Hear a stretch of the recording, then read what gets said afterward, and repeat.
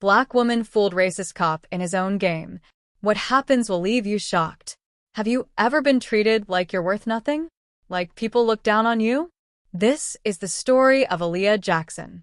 On a bright morning, danger hung in the air like an unspoken threat. Aaliyah Jackson's pulse pounded in her ears as she gripped the steering wheel of her sleek Bugatti Veyron. The envelope on the passenger seat wasn't just a stack of papers, it was a weapon. Inside was the truth, powerful enough to bring down giants. She glanced at it, then at her rearview mirror, her breath hitching as sirens erupted behind her, slicing through the peaceful dawn like a war cry. Aaliyah's mind snapped into focus, sharp as a razor. This moment wasn't an accident. It was everything she had been waiting for and dreading. A white police officer strode toward her window, his hand resting on his holster, his smirk laced with arrogance, the kind Aaliyah had been dealing with all her life. But this time, she was ready.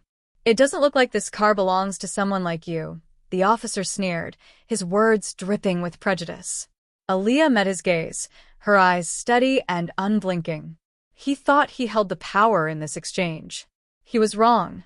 "It's time," she whispered into her phone, her calm voice hiding the storm brewing within.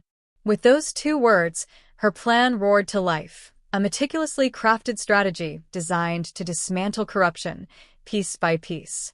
The officer's condescending tone, the way his gaze lingered on her like he was calculating her worth, the subtle but deliberate reach for his badge, every move screamed power meant to intimidate. But Aaliyah wasn't easily shaken.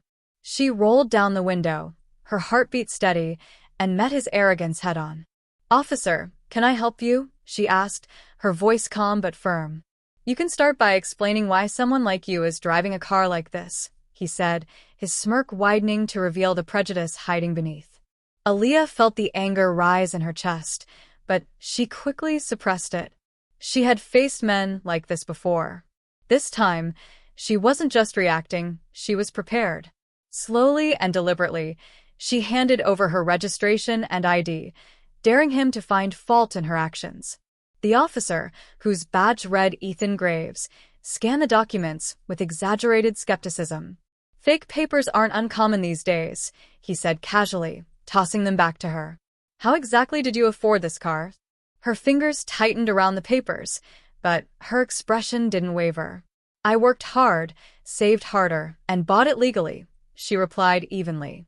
Then, with a hint of defiance, she added, "If you'd like receipts, I can provide those too." Ethan leaned in closer, his smirk growing. "That won't be necessary," he said, stepping toward the car. "We've had reports of stolen vehicles in the area. I'll need to impound this one for further investigation." Aaliyah's jaw clenched, but her voice remained steady. "You're overstepping your authority." "Oh, but I can," Ethan shot back smugly, sliding into the driver's seat. The roar of the engine echoed through the street as he drove off, leaving Aaliyah standing in the aftermath of his arrogance. The phone in her hand vibrated. Without missing a beat, she made a call. "He took the bait," she said, her voice as sharp as a blade. "Activate the system." What Ethan didn't know was that the car he so gleefully confiscated wasn't just a luxury vehicle, it was a trap. Aaliyah had installed advanced security protocols, including remote control features. Minutes later, as Ethan reveled in the car's interior, the dashboard lit up in red. "Unauthorized user detected. Activating override, ***. What the hell?" Ethan muttered, his confidence crumbling into panic. He yanked at the steering wheel, but it locked in place. The car slowed, then abruptly veered onto an unfamiliar path. His frantic calls for backup were met with static. For the first time in years, Ethan was utterly powerless.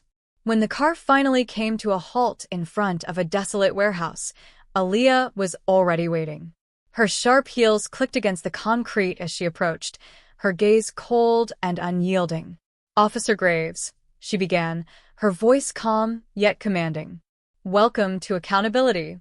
Ethan stepped out of the car, his bravado faltering. "What is this?" he barked, his hand instinctively reaching for his holster. Before he could act, a large screen behind Aaliyah flickered to life, displaying damning footage. Every word, every smirk, every abuse of power captured on tape. "You've been abusing your badge for years," Aaliyah said, her voice steady but seething with controlled anger. "But today, that ends." "This is fake," he stammered, sweat beading on his forehead. "You're setting me up." Aaliyah stepped closer, her eyes piercing. "You think people haven't noticed your behavior? Think again. I'm not the only one who's been watching."